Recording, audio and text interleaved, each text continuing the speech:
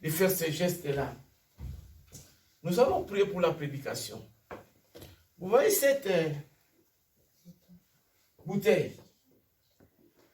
Si vous l'achetez à l'UDEL, c'est 1 euro, j'espère 19 ou comme ça, à l'UDEL.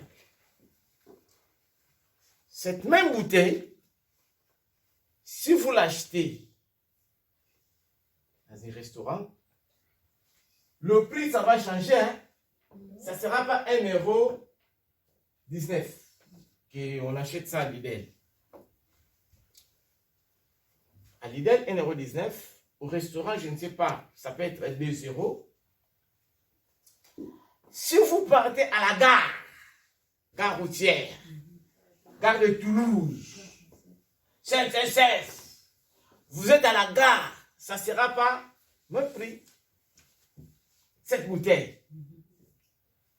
Si vous partez à l'aéroport, vous voulez voyager à l'aéroport, ça ne sera pas même prix qu'à Lidl, qu'au restaurant, qu'à la gare. Mais à l'aéroport, le prix aussi change. Mais c'est une même bouteille. Est-ce que vous avez vu comment le prix, ça monte? Lidl, restaurant, la gare, à l'aéroport. Donc vous voulez voyager, en tout cas, il n'y a pas le choix. Même à 10 euros, si vous avez soif, vous allez payer, vous allez acheter. Parce qu'il n'y a pas le choix. Bon, il faut que je puisse acheter une bouteille d'eau. Je l'ai acheté à 10 euros. Mais à Lidl, ça ne sera pas le même prix. C'est la même chose, la prédication. La prédication, c'est quelque chose qui est très, très important. C'est la nourriture spirituelle qui va nous aider. Parce que le vrai Guilherme, le vrai Annie, le vrai Christine, ce n'est pas ce que vous voyez. Ça, c'est l'enveloppe. Aujourd'hui, si je meurs, après 3 jours, 4 jours, 5 jours, c'est fini. Mais le vrai Antonio, c'est ce qui est dedans. C'est ce qui est dedans. Alors nous allons manger notre nourriture spirituelle pour nous aider à s'approcher à Dieu et à aller recevoir la vie éternelle. Nous allons prier chacun de nous comme à l'aéroport. Le prix, ça va changer. Mais à l'idée, ce n'est pas le même prix. Prions. Papa, nous te confions ce moment entre tes mains. Je viens ensemble avec toute l'assemblée, papa. Ta parole nous dit, l'homme ne vivra pas de pain seulement, mais de toute parole qui sort de ta bouche. Ce matin, Seigneur, c'est poussé par le Saint-Esprit que les hommes ont parlé de ta part. Seigneur, qui suis-je pour être devant ton peuple? Je suis rien, je fais de nulle part. Mais Seigneur, utilise ma bouche, parle en commençant par moi-même pour communiquer le rhum qui vient de toi dans ton peuple, à ton peuple, avec ton peuple. Seigneur, ce matin, viens, cher Saint-Esprit, commence à faire quelque chose de nouveau dans le nom de Jésus de Nazareth. Seigneur, à travers cette prédication, que la vie de quelqu'un change ce matin. Que Jésus soit glorifié. Seigneur, que cette prédication nous amène plus près de toi. Dans le nom de Jésus de Nazareth. Je commence à neutraliser tout esprit de dérangement, tout esprit d'incrédulité au nom de Jésus de Nazareth. Cher Saint-Esprit, viens, fais quelque chose de nouveau dans nos vies à travers cette prédication. Cher Saint-Esprit, viens, règne en Seigneur et en Maître dans ce lieu. Dans le nom de Jésus de Nazareth, par la puissance du Saint-Esprit que nous avons prié. Amen. Amen. Amen. Amen. Mes chers frères et sœurs, je dois continuer la prédication que j'avais commencé le dimanche.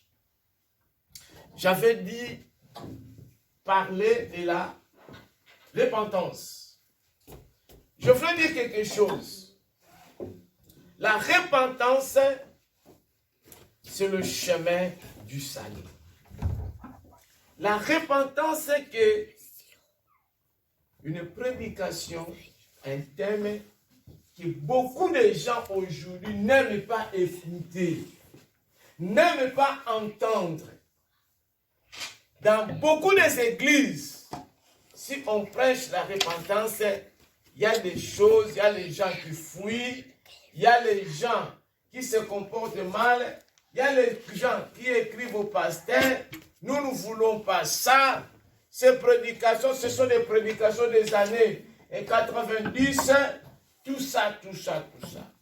Mais moi je vous dis, la repentance, c'est le chemin du salut. Alors je dois continuer dans notre thème que j'avais prêché le dimanche passé. Alors avant de commencer la lecture de ce matin, se trouve dans Luc 3, de 1 à 11. Mais avant de commencer notre lecture, Maman Passy va nous lire dans Ézéchiel 18, verset 4. C'est là où je dois donner l'introduction de notre thème de ce matin. Ézéchiel chapitre 18, verset 4, je lis au nom de Jésus. Voici, toutes les âmes sont à moi. La Bible nous dit voici. En version, on nous dit voici maintenant. Voici maintenant. Toutes les âmes. Le Seigneur dit voici. Donc le Seigneur ce matin, il parle à toi. En effet, voici, il commence déjà la phrase pour nous introduire à quelque chose qui est très important. Il dit, en effet, voici la vie de chacun, la vie d'un père, la vie d'un fils, la vie d'une mère, la vie d'une fille, la vie de toute personne. Celle des parents et celle des enfants se trouvait dans les mains du Seigneur. Donc, il faut savoir que ta vie, vouloir ou pas, ne dépend pas de toi. Ta vie dépend de Dieu. La vie d'un homme ne dépend pas de lui, ne dépend pas de celui qu'il a, ne dépend pas de celui qu'il est. Mais la vie de l'homme dépend de Dieu. La Bible nous dit, la vie de chacun est à moi. Celle des parents et celle des enfants. Celui qui pêche, c'est celui qui mourra. Recommence, ma sœur. Voici, toutes les âmes sont à moi. La Bible nous dit, voici toutes les âmes. La vie de quelqu'un, la vie, nos vies, se trouvent dans les mains de Dieu. Les âmes, nos âmes, se trouvent dans la main de Dieu. Hein? L'âme du fils comme l'âme du père. L'âme du fils, ton papa Guilhem, ton âme se trouve dans la main de Dieu. L'âme de Michael se trouve dans la main de Dieu. Moi, ma vie se trouve dans la main de Dieu.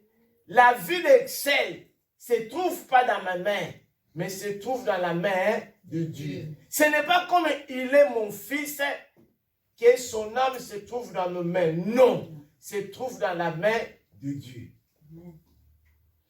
Vous êtes là comme un gérant, un responsable pour cet enfant. Mais son âme se trouve dans la main de Dieu. Continuez, ma sœur. L'une et l'autre sont à moi. Se trouvent dans la main de Dieu. L'une et l'autre se trouvent dans la main de Dieu. Hein? L'âme qui pêche, c'est celle qui mourra. L'âme qui pêche, c'est celle-là qui mourra. Donc, c'est toi qui pêches, ce n'est pas l'enfant qui va payer le prix, c'est toi-même. Raison pour laquelle chaque fois, moi, je vous dis que la vie est individuelle. Le salut est individuel. Le dimanche passé, nous étions partis aux obsèques à Toulouse. Il y avait notre pasteur Bosco qui était mort. Nous sommes là au cimetière. Les gens pleuraient. La dame pleurait inconsolable. Depuis le salle de mort, à l'église, là où on a vu le corps. Quand nous sommes arrivés au cimetière, inconsolable. Mais quand on a mis seulement le corps, la femme a dit au revoir. Mais ils dormaient ensemble, ils mangeaient ensemble, ils vivaient ensemble.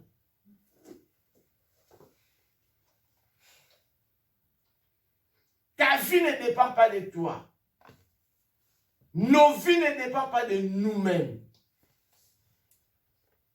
Le dimanche passé, j'avais donné un verset qui est à Jacques 4, 13 à 15. J'avais dit que notre vie, maman, vous pouvez reprendre avant de commencer notre prédication d'aujourd'hui. Jacques 4, j'avais dit 13. À vous maintenant qui dites. À vous maintenant qui dites. Aujourd'hui ou demain, nous irons dans telle ville. Aujourd'hui ou demain, j'irai en Espagne, j'irai à l'Italie, j'irai en Angleterre, j'irai en Hollande, j'irai en Afrique, en Amérique. Mais, écoute ce que la Bible nous dit. Nous y passerons une année, nous trafiquerons et nous gagnerons. Vous qui ne savez pas ce qui arrivera demain, car qu'est-ce que votre vie? Qu'est-ce que notre vie? Vous êtes une vapeur qui paraît pour un jeu de temps. Nous sommes une vapeur. Nous sommes un léger bouillard. Un léger bouillard qui apparaît pour un peu de temps. Un peu de temps. Et qui ensuite disparaît. Et puis qui disparaît. Nous sommes un léger bouillard. Nous sommes une vapeur. Donc, nous pouvons apparaître. Et puis, un peu de temps, nous pouvons disparaître. Donc, vous pouvez vivre 50 ans, vous pouvez vivre 100 ans, mais c'est rien. Nous sommes un léger bouillard, une vapeur. Donc, vous pouvez vivre dans ce monde 50 ans, 100 ans, même 150 ans, mais c'est rien devant Dieu. C'est comme un jour. Nous sommes une vapeur. Donc, tu peux apparaître et puis tu disparais. Aujourd'hui, vous êtes là. Maman Anne, Madame Anne, Madame Annie. Tout le monde te connaît. Elle travaille là-bas. C'est la dame qui travaille à la caisse. Tout ça. Mais si aujourd'hui tu meurs, on va parler de toi une semaine. On va parler de toi un mois. Mais après 2 mois, petit à petit, les gens commencent à faire quoi? À t'oublier. Nous sommes une léger bouillard. Nous sommes une vapeur qui apparaît avec tes 70 ans, 70 ans, avec tes 100 ans, avec tes 50 ans, et puis tu vas disparaître. Avant ta vie, où est-ce que tu étais? Maintenant, vous êtes là, Monsieur Antonio, Madame Bernadette, Madame Christine, Monsieur Guilherme, Madame Rose, vous êtes là, nous vivons. Mais avant notre vie, où est-ce que nous étions? Et après notre vie, où est-ce que nous serons? Alors, c'est le moment de se préparer à la rencontre de notre Dieu. Le seul chemin, c'est le chemin de la repentance qui va nous amener au salut. Alors, maintenant, nous allons définir notre thème de repentance. Très chers frères et sœurs, la repentance, pour les gens qui étaient la semaine passée, j'avais dit que c'est un nom féminin. La repentance, c'est... Donc, se repentir, c'est quoi? C'est avoir un vif regret. C'est regretter vivement. C'est un certain regret de l'âme. Donc, c'est le regret douloureux de ses erreurs, de ses péchés. La repentance, c'est le chemin du salut. J'avais dit ça la fois passée. La repentance, c'est l'action de changer notre vie. C'est un changement de façon de changer des intentions. J'avais dit la semaine passée que la repentance, c'est la mise en ordre avec Dieu. Donc, nous ne sommes pas en ordre. C'est la mise en ordre avec Dieu. C'est la mise en ordre, c'est le chemin du salut. C'est la clé d'une réelle conversion sincère du cœur. Une réelle conversion sincère du cœur. Très chers frères et sœurs, la repentance, c'est le point de départ pour tous les chrétiens réellement convertis dans le vrai sens du mot. Pas l'hypocrisie de pleurer, non. Parce que il y a des gens, ils commencent à pleurer, c'est bien. C'est bien de pleurer, tout ça. Mais il faut se repentir sincèrement. Il faut se repentir sincèrement. Parce que la repentance, ce n'est pas une sorte, comment je peux dire, de remords. Mais c'est un changement sincère, radical de mentalité. Un changement sincère, radical de mentalité.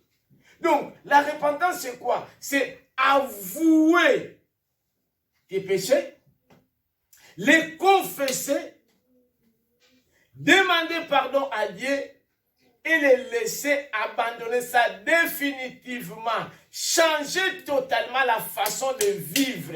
Refuser totalement une vie de duplicité. C'est ça la repentance. Donc, comme j'avais dit au départ, se repentir sincèrement, ce n'est pas le remords de pleurer, parce que nous aussi, les pleurs, c'est la religion de tout le monde ici. Mais la repentance se traduit par un changement radical. Radical. Confesser tes péchés, abandonnons des changements visibles qui vont apparaître et qui vont produire des fruits dignes de la repentance. Il faut des fruits dignes de la repentance. Parce que la Bible nous dit, si quelqu'un est en Christ, il est devenu une nouvelle créature. Les choses anciennes sont passées, toutes choses vont devenir nouvelles. Amen.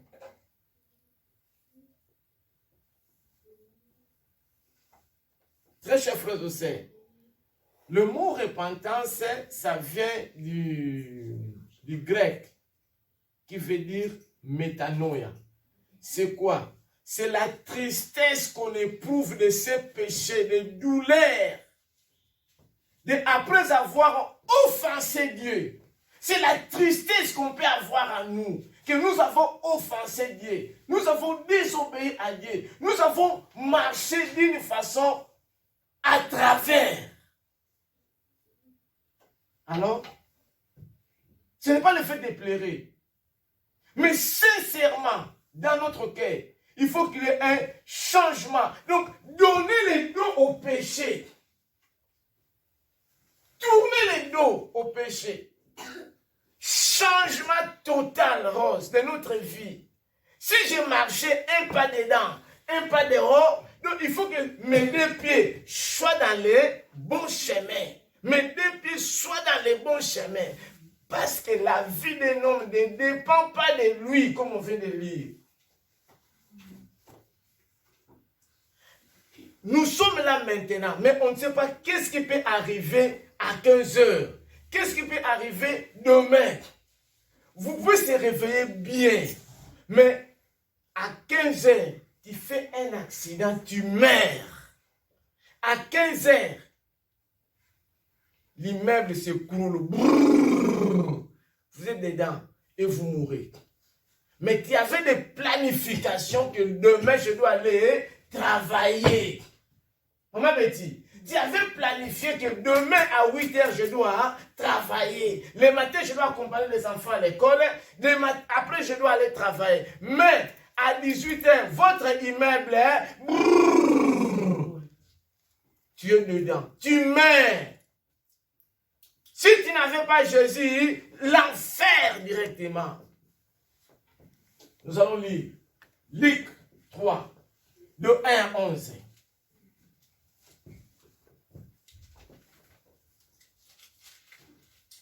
Luc 3, de 1 à 11. Chapitre 3, de 1 à 11, c'est le nom de Jésus. La 15e année du règne de Tibère César, lorsque Ponce Pilate était gouverneur. Comment ça sera à partir de 3? Et il alla dans tous les pays des environs des Jourdain. Ici, Jean-Baptiste s'est mis à parcourir toutes les régions voisines des Jourdain. Il lança l'appel à tous les gens. Jean-Baptiste, il était là pour préparer le chemin de Jésus-Christ. Il marchait dans toutes les régions voisines, dans toutes les villes. Il parlait de quoi? Écoute, prêchant les baptêmes de repentance pour la rémission de... Il lança l'appel de quoi? Repentez-vous, changez de comportement. Il fait appel de quoi? De baptiser des personnes. Que Dieu leur puisse pardonner de leurs péchés. Mais il lance l'appel de repentez-vous, changez de comportement. Continuez ma sœur. Selon ce qui est écrit dans le livre des paroles d'Ésaïe, le prophète, c'est la voix de celui qui crie dans le désert. C'est la voix de celui qui crie dans le désert. Préparez le chemin du Seigneur. Préparez le chemin du Seigneur. Aplanissez ses sentiers. Aplanissez ses sentiers. Toute vallée sera comblée, toute montagne et toute colline seront abaissées. Ce qui est tortueux sera adressé. Et les chemins raboteux seront aplanis. Et toute chair verra le salut de Dieu. Toute chair verra le salut de Dieu. Qui est dans quel verset, s'il vous plaît? 6. Maintenant, c'est 7. Il disait donc à ceux qui venaient en foule pour être baptisés par lui. Il disait aux gens, Jean-Baptiste, qu'est-ce qu'il disait? Race de vipères, qui vous a appris à fuir la colère à venir. Produisez donc des fruits dignes de la repentance. Produisez-vous le fruit digne de la repentance. Et ne vous mettez pas à dire en vous-même, nous avons Abraham pour père. Car je vous déclare que dès ces pierres, Dieu peut susciter des enfants à Abraham. Déjà, même la cognée est mise à la racine. La cognée est mise à la racine. La hache est déjà prête pour couper tout arbre à partir de la racine. Donc la hache est déjà prête. La hache est déjà prête à couper tout arbre à partir de la racine. Tout arbre qui ne produise pas, tout arbre qui ne produit pas de bons fruits va être coupé. Coupé, après avoir coupé, jeté au feu. Vous voyez? Donc tout arbre qui ne produit pas de fruits, on va les couper après l'air coupé, on va jeter ça au feu. La foule interrogeait, disant, que devons-nous donc faire? Que devons-nous faire? La foule demandait, comme nous ce matin, nous sommes en train de se demander, que devons-nous faire? Il leur répondit que celui qui a 2 tuniques partage avec celui qui n'en a point, et que celui qui a de quoi manger agisse de même. Merci beaucoup, ma sœur. Très chers frères et sœurs, ici nous voyons Jean-Baptiste. Jean-Baptiste annonce et prépare la venue du Messie, qui est notre Seigneur Jésus-Christ. Il y prêche la repentance, le baptême de la conversion, une foule de gens qui venaient. Sans compromission, sans une vie de duplicité. Comme Jésus, quand il prêchait, il luttait contre le mal. Mais aujourd'hui, les gens ne veulent pas qu'on leur parle du mal. Les gens aujourd'hui, ils veulent seulement la prospérité.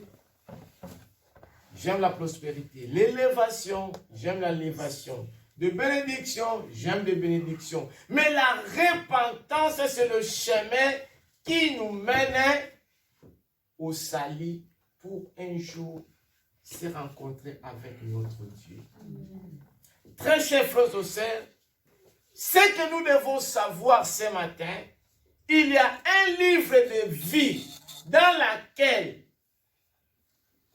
sont écrits nos noms.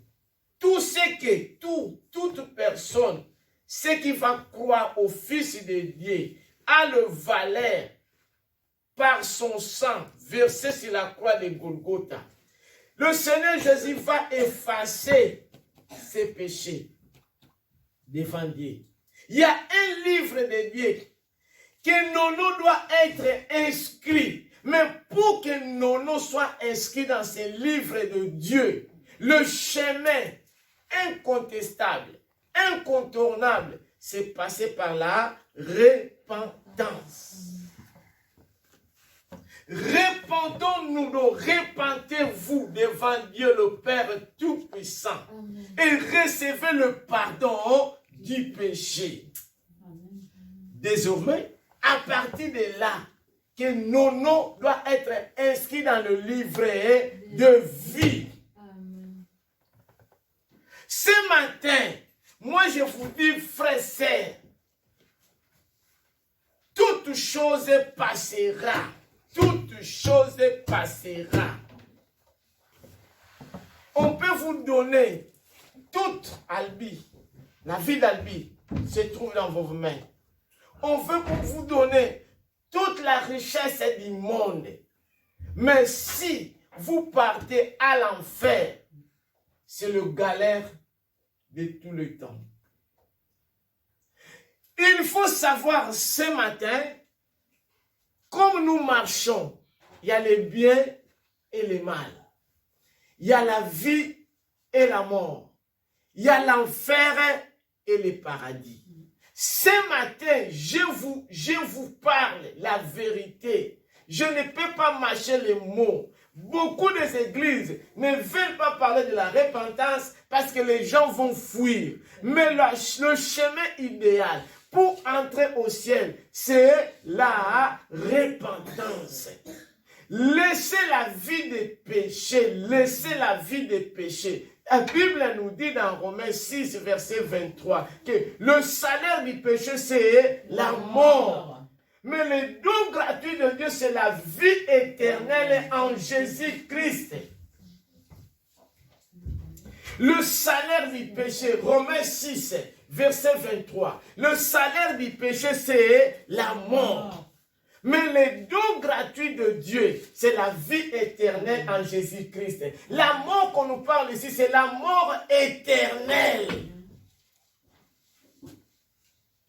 La mort éternelle. Donc là, tu vas souffrir tous les jours de ta vie. Alors, que sert-il à un homme de gagner tout si tu perds ton âme? Raison pour laquelle ce matin, la Bible nous dit repentance, repentance, repentance. C'est l'action de changer, changement de notre façon de voir les choses, changement de notre façon de vivre. Changeons notre comportement parce que toute chose va passer.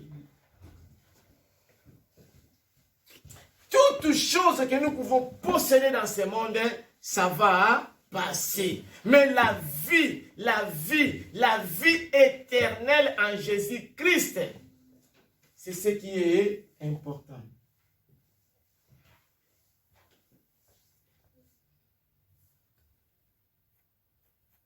La Bible nous dit, tous ont péché, se sont privés de la gloire de Dieu. Se trouve dans Romains 3, verset 23. Mais ça, Évariste s'il vous plaît. Romains 3, tous, sans exception, tous. Romains 3.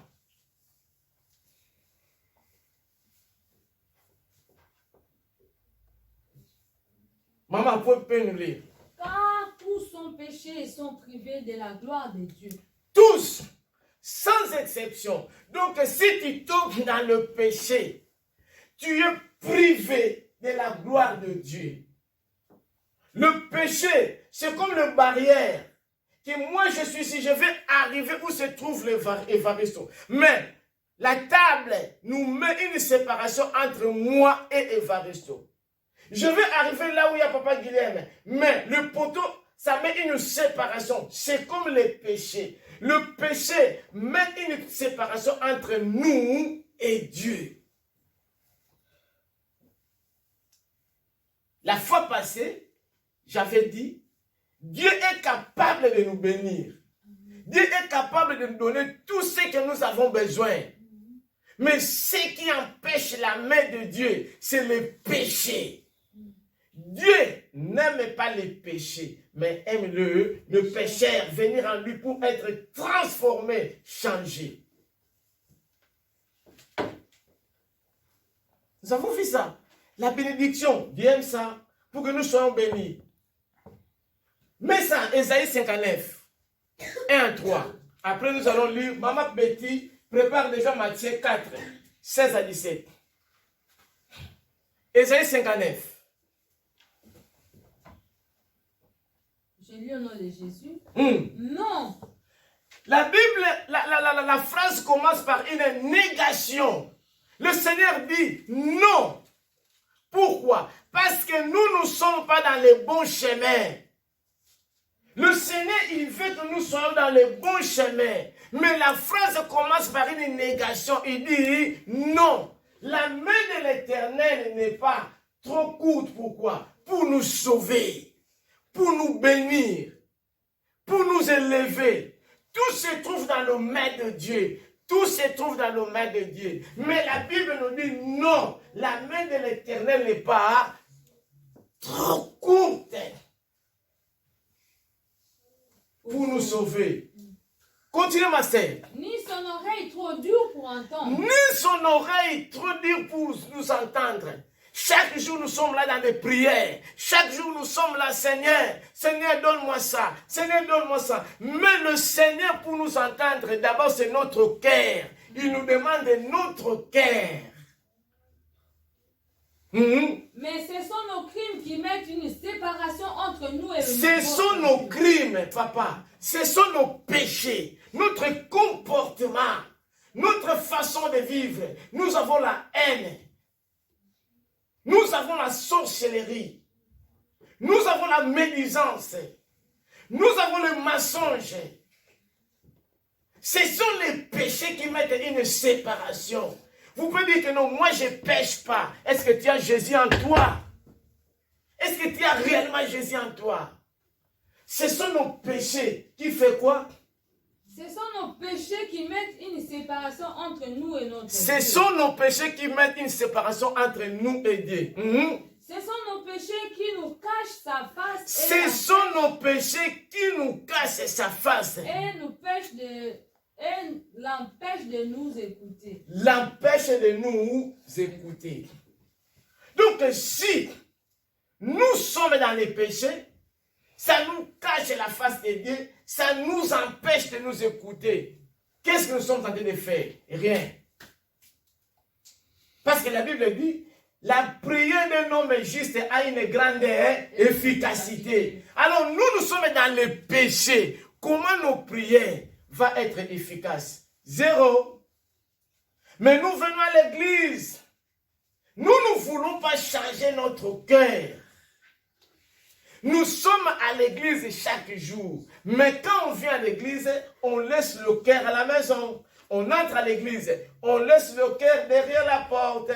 Mais nous ici, tout ce que les pasteurs prêchent, ça entre ici, ça sort ici. Ah non, dans cette église-là, il n'y a pas de miracle. Dieu n'agit pas. Mais dans ta vie, tu marches dans le péché. Comment le Seigneur va agir puissamment? Répondons-nous ce matin. Maman, lis-moi. Matthieu. Matthieu 4. Je lis la parole de Dieu. Matthieu 4, 16 à 17. Je lis la parole de Dieu dans le livre de Matthieu 4. 16 à 17. Ce peuple assis dans les ténèbres a vu une grande lumière. Ce peuple vit dans le ténèbre, dans les nuits, dans les péchés. Ce peuple vit dans le ténèbre, dans la nuit, dans les péchés. Mais verra une grande lumière que le Seigneur Jésus. Continuez ma sœur. Et sur ceux qui étaient assis dans la région et l'ombre de la mort, la lumière s'est levée. Dès ce moment, Jésus commença à prêcher. Dès ce moment, c'est lui-même Jésus qui commençait à prêcher. Dès ce moment, Jésus s'est mis à prêcher. C'est lui-même Jésus, le Fils de Dieu. C'est lui qui commençait à prêcher. Qu'est-ce que Jésus a dit? Et à dire, répentez-vous, car le royaume des cieux est proche. Répentez-vous. Changez de comportement, car le royaume des cieux est proche. Merci maman. Repentons-nous ce matin. Changeons notre comportement, car le royaume des cieux est proche. C'est pas loin comme on pensait, mais c'est très proche de nous. C'est comme j'avais dit le dimanche passé, comme c'était le temps de Noé. Les gens mariaient, les gens travaillaient, mais Noé chaque jour disait quelque chose. Il faisait le bateau. Les gens s'en foutaient. C'est comme aujourd'hui, des pasteurs prêchent, des pasteurs parlent. Il y a des hommes de Dieu. Même s'il y a des faux pasteurs qui doivent être aussi convertis. Il y a des faux pasteurs. Il y a des faux évangélistes. Mais il y a aussi des vrais pasteurs qui craignent Dieu, qui marchent dans la vérité et dans la sincérité comme un enfant de Dieu.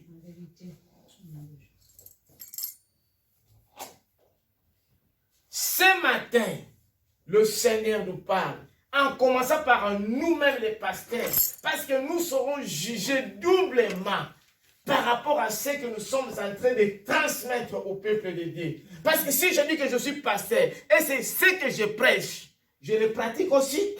Il faut la repentance commencer à partir de nous, le pasteur, l'église de Dieu, les hommes de Dieu. La repentance est sincère. Les pasteurs hypocrites, duplicité, de simulation, de fausseté. Mais ils sont là comme des pasteurs. La repentance doit commencer par la maison de Dieu. La Bible nous dit ici, c'est Jésus lui-même qui parle. Changez de comportement, car le royaume des cieux est proche. C'est pas loin, mais c'est proche de toi. Amen. Ce matin, le royaume est proche. Parce qu'on ne sait pas qu'est-ce qui peut arriver demain. Qu'est-ce qui peut arriver le lendemain. Mais Jésus nous appelle à la repentance ce matin. Jésus nous appelle à la repentance. Il n'y a pas le temps à perdre. Il n'y a pas de temps à perdre. Le temps est fixé. Le temps est proche. Nous allons le lire dans Marc 1, 14, 15. Marc 1, 14, 15. Maman Passy prépare Marc 1. Maman Bernadette prépare Acte 17, 30 à 31. Marc chapitre 1, 14 à 15, c'est le nom de Jésus. Après que Jean eut été livré, Jésus alla dans la Galilée, prêchant l'évangile de Dieu. Il disait, le temps est accompli. Est-ce que nous avons écouté ce qu'on nous dit? Le temps est accompli et le royaume de Dieu est proche. Le temps est accompli. Le temps, c'est maintenant.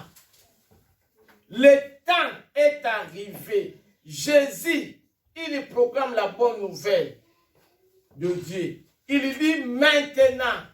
Maintenant, ce n'est pas demain. Le moment fixé est arrivé. Car le royaume de Dieu est proche. Changez de comportement et croyez à la bonne nouvelle. Le temps est quoi? Recommence, maman, 15. Le temps est accompli. Le temps est accompli. Et le royaume de Dieu est proche. Le royaume de Dieu est proche. Répentez-vous et croyez à la bonne nouvelle. Répentez-vous et croyez à la bonne nouvelle. Ma sœur, nous n'avons pas le temps à perdre. Jésus revient très bientôt. Jésus revient très très bientôt. Tout le signe que la Bible nous a dit, nous sommes en train de le voir. Il y a la famine, il y a des guerres, il y a des problèmes qu'on ne pensait pas, qu'on ne s'attendait pas, mais nous sommes en train de le vivre. Jésus est à la porte. Jésus revient très bientôt. Repentons-nous maintenant. Il n'y a pas le temps à perdre, parce que le temps est fixé. C'est maintenant, ma sœur. Il ne faut pas attendre demain. Il ne faut pas attendre le lendemain. C'est maintenant. Maintenant, ce matin, vous savez qu'est-ce que nous devons faire? Nous devons rechercher les vraies richesses dans le Seigneur. C'est quoi? C'est le salut. Le vraie richesse, c'est le salut. C'est la vie éternelle. C'est ce qui est agréable. C'est ce qui est parfait. C'est ce que Dieu veut de nous. La vie éternelle. Pourquoi? Pour que nous soyons sauvés. Malgré nos péchés, malgré nos fautes, mais Dieu nous attend simplement de nous confesser et de faire de nous ses enfants. De confesser nos péchés, de le parler.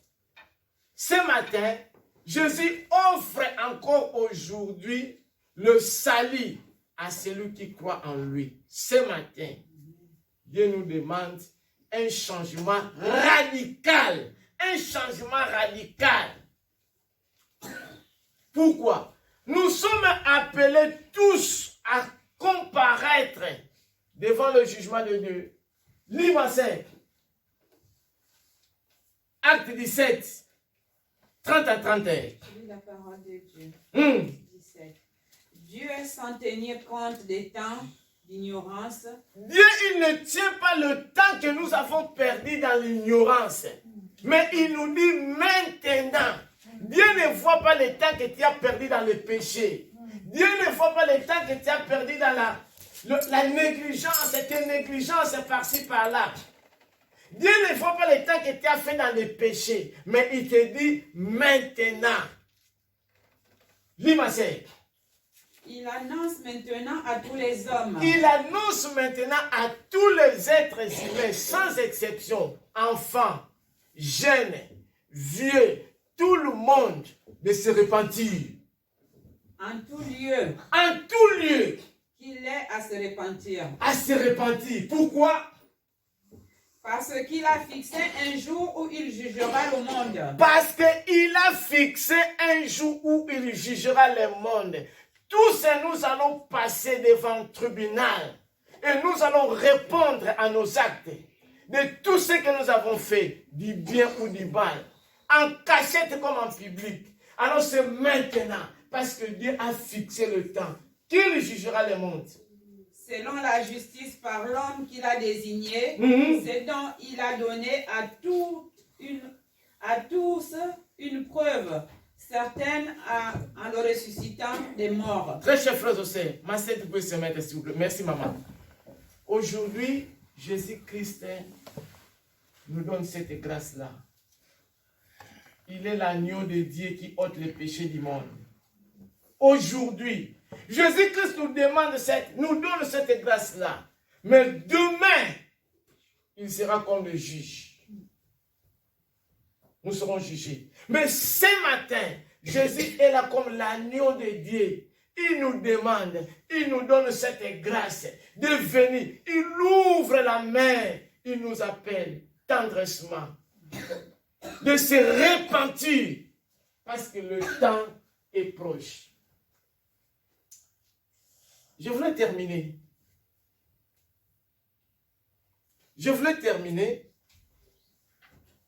En disant que le temps est fixé.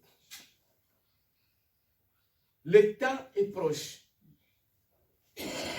Ma sœur va me lire Actes 3, 19. Maman Passy va préparer Hébreux.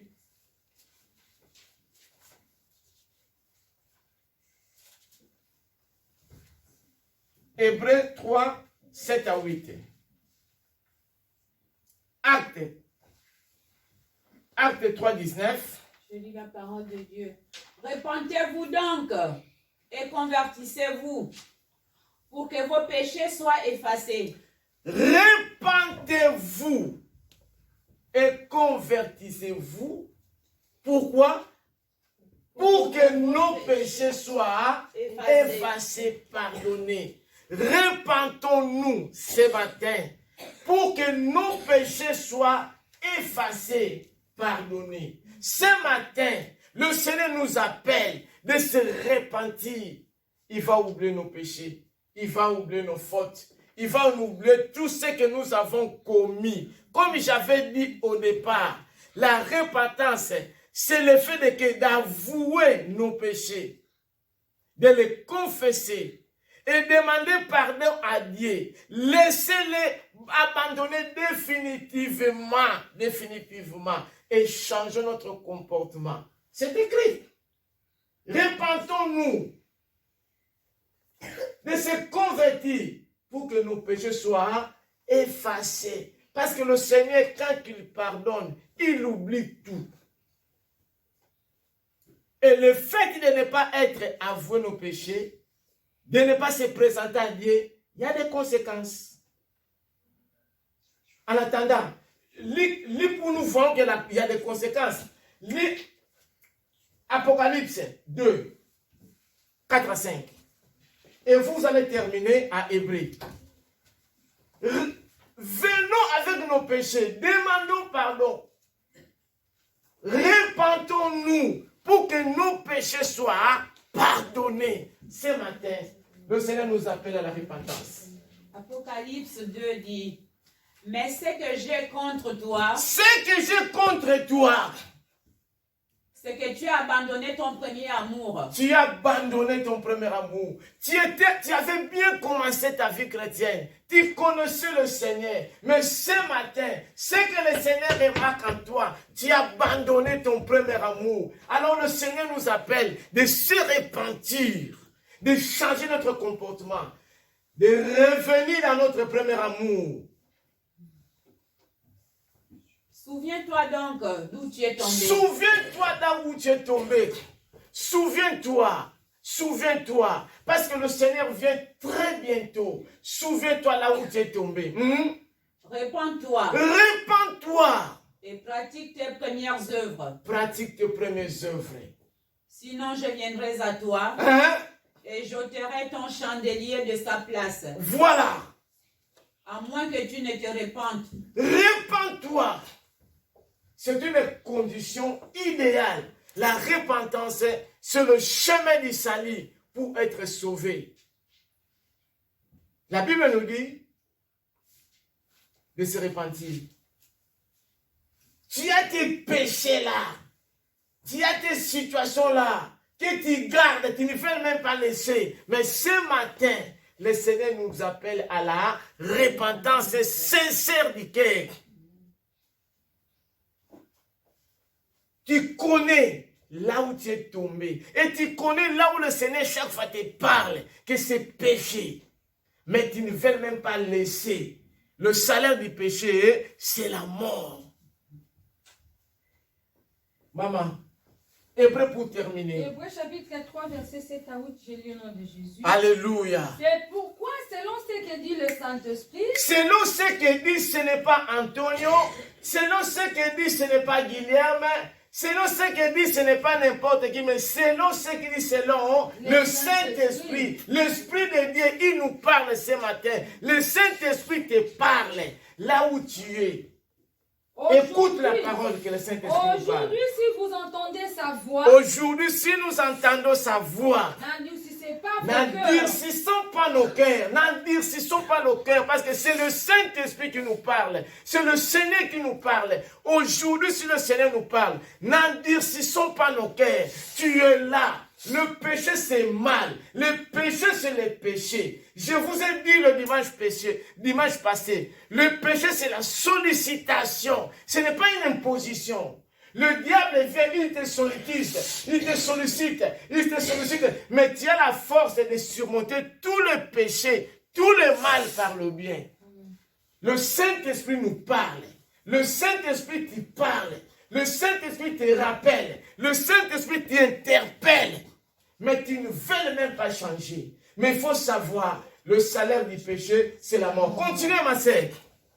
N'endurcissez pas vos cœurs comme lors de la révolte le jour de la tentation dans le désert. Aujourd'hui, si vous entendez notre... N'endurcissez pas nos cœurs. Le Saint-Esprit nous parle.